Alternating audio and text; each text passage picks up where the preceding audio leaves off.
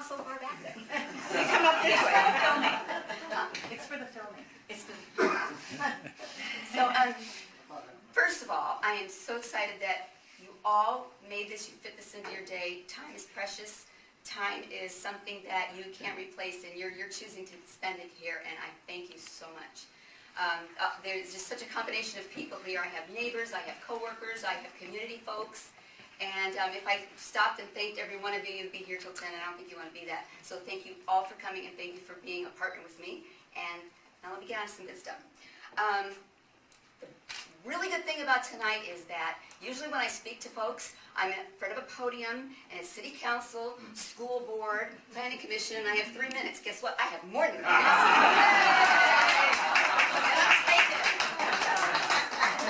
Oh my gosh.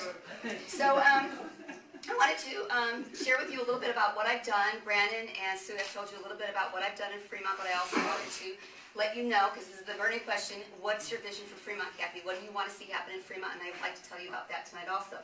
But I want to start the event off with a quote, kind of set the tone. And the quote is, "Let us all take more responsibility, not only for ourselves and our families, but for our communities and our country." And that is Bill Clinton. So, I'm going to tell you my story, a little bit about my story. Why do I get up in the morning? What makes me want to get up in the morning? What makes me tick? First of all of you, because I've worked with most of you on projects, I've worked with most of you on different events at the schools and the community, and all these groups that have been mentioned and the areas that I work in are why I get up in the morning. My husband is finally learning that I'm wired a little bit differently. It took 33 years. When I get up in the morning and I have like 15 things on my plate, I'm going, let's go. I have things to do, let's execute, let's get it done. And that is, that's kind of why I'm in all these groups. It's not, as most of you know, it's not for a label, it's not for a title, it's to get things done and it's to make things better. Brandon had mentioned with the Centerville Business and Community Association, I started going there because my lovely principal who I work for, Linda Anderson, said, "Would you go for me?" That's Linda's way. And I went forward to these meetings. And the meetings were because the Centerville Business and Community Association was trying to reach out to the schools because they realized that the business and the schools and the community could do a lot more together than alone. And so then I learned a little more that this organization was really failing, and it was probably going to fold. And for me, it had been around since, I guess, the 50s. Yeah, the 50s when the city incorporated. It had been around for so many years that if I let it fold and if I let it fall apart, what was that going to do to Centerville? So I became the president. Yeah. And then I'd listen to the chamber, and they would tell me things like, you've got to get the people together. How do you make a community stronger? You get the people together. You do things together. You have events together. And so then we resurrected the tree lighting, the Centerville tree lighting, with a fabulous partner of Dale Hardware. And that just was a spur off from what I had done at the schools. At the schools, we had all these cultures. It was becoming more and more multicultural at the schools. And I thought, okay, I read to my kids in bed every night. And then we finally had to get a king-size bed because they were getting bigger. We had the 2 kids, my husband, myself, and the dog. And it's like, okay, so we have the king-size bed. We're reading in bed. And I went, I want to bring this to school. So we did. So we started it at the school, and then went to the train depot, and we would have the annual family reading night. And the whole idea of that was to show that reading is fun. And you read, and you read, and you read, and you read, and you read, and everybody reads, but it could be in different ways, it can be different themes, and that was a great community builder, so that was a lot of fun. Thank you, everybody who helped me with that. So something else with the Centerville Business and Community Association that was a shining star was the fact that when I became involved, we were in redevelopment mode, and then redevelopment went away. And so what was really amazing is the developer who was interested in that site was still interested in pursuing that site and building there. He thought there was some value to that. And that kind of amazed me because, redevelopment had some nice little tangibles that made everything more affordable because it had additional funding. So anyway, he stayed on board, and we found that the community really didn't like a lot of that development. They thought it was too large, too many residential units. So I organized community meetings, we got together, we talked, and the really great part is, he's a developer, and guess what? He listened. And he listened, and he implemented the plan to take it down from over 200 units to about 180 units, I think it is now. So it took the residential down, increased the retail a little bit, and it made for a really nice package for Centerville. It's going to be a destination point for Centerville. Not for the whole of Fremont, but for Centerville, and that's what we're craving in Centerville. And so So I'm really proud that that has worked out. It's building now. It was the dirt lot for 15 years. So if anybody ever tells you I don't have patience, I got some patience. And I'm not a quitter. So that is fabulous. And then the other thing I wanted to point out that is Centerville, but you know, it's kind of Centerville's time right now, so I will get to other districts in just a little bit. Navarro Homes is doing a project on Peralta, and it's where the older homes are there now, and the Centerville Saw and Tool. And you know, they came, the city once again is a very good partner to us, and they said, go to Centerville Business and Community Association and talk to them about what you're doing. We want to be sure that they like what you're doing, they're happy with it. And they came and they told us all this good stuff, and we were outreaching with the neighbors. We helped the Centerville Saw and Tool move, and we're being a really good community partner. And I said, okay, all right, that's really nice, but then I did my homework, and I went to Centerville Saw and Tool in his new location, and I met with Bob, and I said, so, they're saying this, and how's it been for you? And he said, well, I had to move. But he said, you know what, they have gone above and beyond. Not only have they been a good partner with me and reaching out to the neighbors, reaching out to my customers, but they also, when I needed a place to store something, they said, we got it covered. When I needed another favor because it was going to help me make my move a little easier, we got your back. And so they really went above and beyond, and so my homework proved that they were good for their word, and that is fabulous. It's a great addition to Centerville. They're not only doing what they need to do, but they're going to additional parking on top of what they needed for the complex. So that's fabulous. And when you have new growth and development like that, and a kind of a rundown area of Centerville, that brings vibrancy to your community. It makes small business want to come into your community. It makes the kids who are walking home from school past there feel a little safer. Their families feel safer. So it brings a whole lot to your community. So thank you. Okay, let's see, what else? Ohlone President's Advisory Committee was another group that I wanted to mention that I'm involved with, and that was because of my CBCA work. And that is, when you see the people who come together and collaborate with that, it's an amazing group of people, from school people to district leaders, city leaders, to just a wide range of people. And what Ohlone College is doing to also strengthen our community is to find out, what do we need to do to make things better? How do we get the word out about what we have here? Ohlone College has all this stuff that a lot of people don't know. So our task is to brainstorm and tell them, how can we get the word out there and what do we need to tell people? So that has been a fabulous experience for me. Next one, and then I'll go on to what I see for the future. The next one was the Glenmore Gardens Homeowners Association. A few years ago, we started seeing that people wanted to build two-story homes in Glenmore, which is not necessarily a bad thing, but maybe not in Glenmore. Glenmore is, started building in 1954. It was this little nice, quiet ranch-style community that the bankers from Oakland could come to and have a nice place on the weekends that was quiet. And we felt very strongly that two-story homes were not fitting for Glenmore. It caused problems with airflow when you have all these different sized buildings next to each other. There were privacy issues. People wanted their privacy. That's what they bought here. They didn't buy in a condo, but they bought here because they wanted that.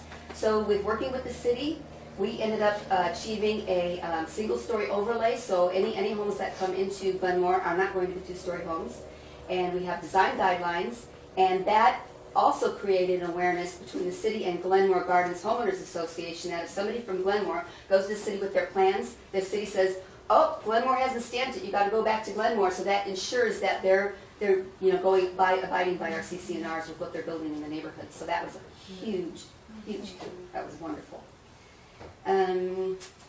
Let's see, I think I'm going to jump past some of this and go on to, okay, so on my flyer and on my business card, there are three things that I talk about, and I kind of wanted to drill down on those. These are my hopes for what I'm continuing for Fremont, and then hopes that things I'd like to incorporate in Fremont or see happen in Fremont to make us better, to make us stronger, and to meet some of the goals that Fremont has. A lot of great things in place already. We have sustainability. We have all these great goals already in place. We need to keep a lot of that in place to stay strong.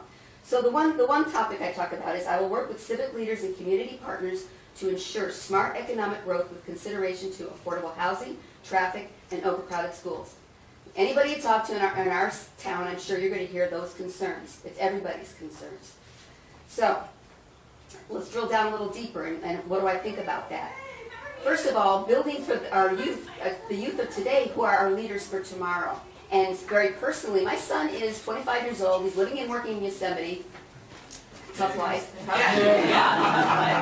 And he says, Fremont, oh forget Fremont, but someday he will want to come back to Fremont. He may want to come back to Fremont. And I've had many conversations with community leaders, and we want a place that our kids can come back to. They're going off to college and they come back here. Is there a place for them to work? Well, with Warm Springs and Innovation District, there's likely a very good place for them to work. But is there a place for them to play? That's my concern too. That's why we need cultural arts in our city. We need some, I hate to say it, but some fun establishments. I mean, the water park is probably not going to be the place that our, young 20-somethings go to. And it's not open until 3 in the morning, so, So I really want to have some deep-rooted things that make them want to come back to Fremont and grow their family and live and work in Fremont. So, affordable housing would be a part of that plan. We have an affordable housing bond going on the ballot in the fall and November, and that affordable housing bond will help achieve that, but it will also benefit teachers, plumbers, electricians, EMTs, and there are ways too that they're going to help is through rental programs that they have and through down payment plans that they have, and so that people can get into homes. That helps them kind of get the step up to get into a home here. And a few other things. But anyway, so that I hope something, if that one doesn't work, because sometimes things don't work the first time, but it's rolling and the conversation's going, the dialogue's going, so if that one doesn't work, I'm not going to let that drop. We're going to have something because we need affordable housing in Fremont. We've got too many people who work here and don't live here, so that is very important to me. Smart growth, fund sustainability. So as much as some of us, are seeing things that are going on with building in Centerville, I'm pretty happy about a lot of it because, like I said earlier, it helps the community thrive, be vibrant, be fresh, be clean, be new, and it creates small business, a platform for small business to want to come in for the community, and it brings tax dollars. When you've got stuff going on, you've got growth going on, you have tax dollars, and you can fund other things. A couple other things when we talk about traffic. Sue had talked to me briefly about the Vision Zero 2020, and that's a program that's already in Fremont, but I don't think, we're going to roll it out, and it will be talked about, but I don't want that to not come to fruition. It sounds like a great plan, because it includes safer streets, safer people, and safer vehicles. And so that I hope that we keep talking about that as time goes on, and we see that program really roll out, and by 2020, fatalities are down to 0. And things are much safer. And any of you who've been with me at the schools with our kids, we know that traffic is pretty much a nightmare. And parents, part of this Vision Zero is educating families and parents and drivers to be smart and not drop their kid off in the street. It's okay, go run. So anyway. Then when we talk about overcrowding in the schools, that's one of those things, no magic answer, but we do have some reprieve coming. We're going to be changing from elementary, junior high, high school to elementary, middle school, and high school. What that's going to do is pull the 6th grade classes out of the elementary schools, bring them into the junior highs, causing some relief there. But wait, there's more.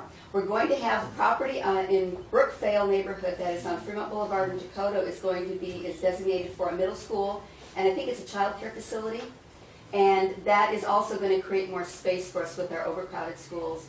People love to live here, they love to move here, but not only are they moving here, but neighborhoods are turning over from older folks. The new families are coming in, and so it kind of goes like this, and we're at this right now. I think we're almost at 35,000 students in Fremont Unified. So I would think that the dialogue could continue because I think the City Council and Fremont Unified, the trustees and the leadership for Fremont Unified have been in tight conversations. They have a relationship now that they didn't have years ago. And we've seen a lot of progress there, and I don't want to let that drop or slip. That needs to continue. Okay, next thing I talk about is I will work to support small business needs for stronger economic conditions. What does that look like? To me, it has a big focus on the historic business districts. And as you're building a great downtown, we will have a little heart of Fremont with this downtown. We cannot forget about our historic districts, and I've been I kind of beat a dead horse in case you don't know that I do that. I kind of beat a dead horse. I'm trying to get the districts represented in downtown. We don't have enough streets to have Nile Street and the Centerville Street, but I think there are other ways we can get the districts represented in that downtown so it really represents the whole heartbeat of Fremont. Same thing with the Innovative District. We're doing some crazy, great stuff out there. We've got a lot of residential going in, but we also have through work with the city, there's going to be a school there, an elementary school that will serve quite a large population. So between the city and the school district, that's never been done. And the really cool thing about that is the park is going to be joint use between the city and the school district. And I think that is going to be something that we need to carry on and build on in the future. I think joint use is going to be the smartest way to go. You see other cities do that. And if you're both using this property for different reasons, everybody benefits and costs are down. So I'd like to see more of that as we go along. With our historic districts, another thing that challenges us for growth is the homeless situation that we have. And it seems like Centerville and Irvington are very similar in that we have a huge homeless problem, and the police officers have been really great to work with. They've been coming out in force, we meet, we walk the streets, we've been making some great progress. One of the big encampments that was down right behind Jesse Shaw's place in Irvington has been the city took those buildings down. And Jesse, he's just kind of a crazy guy. I've worked a lot with him. A lot of people know him, I guess. He's just kind of crazy. He told the city, he goes, hey, it's cool. They got some place to stay dry. Just bring some porta potties down here and maybe a shower or two. And the police are going, Jesse, really seriously? No, I don't think so. Plan B.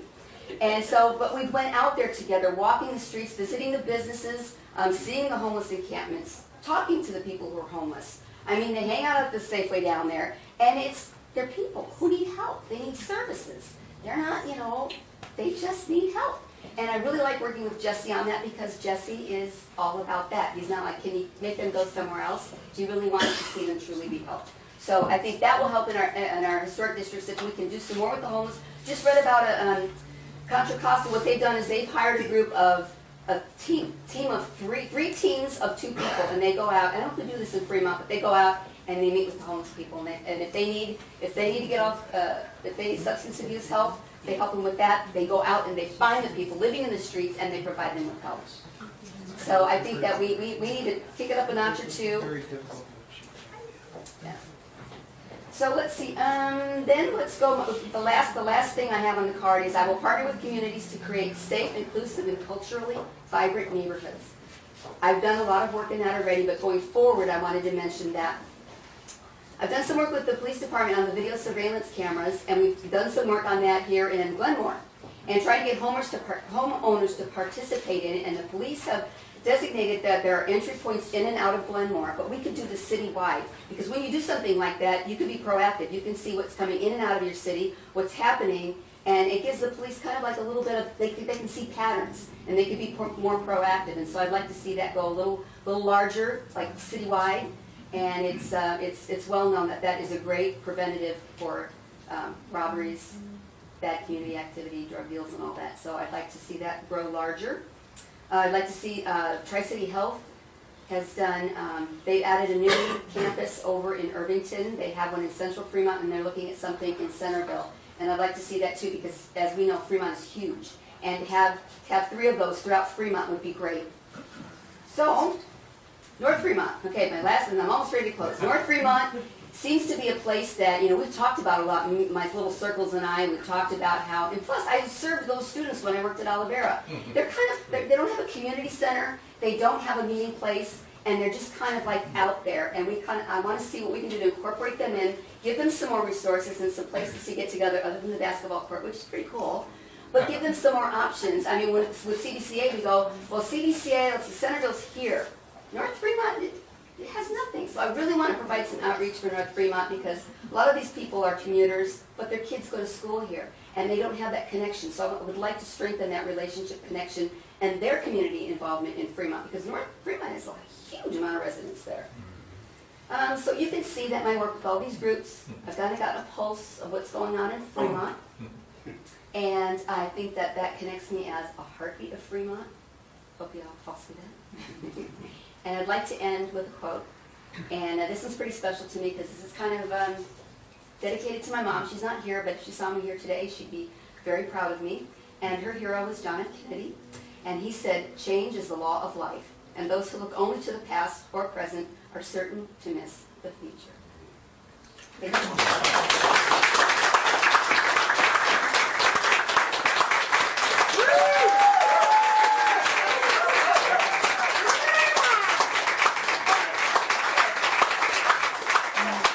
wrap in just a minute, but I just want to make a note on the community centers. So I grew up there with community centers, boys clubs, everything. We all had something to do, and we didn't get in trouble as much with the police because we had someplace to go.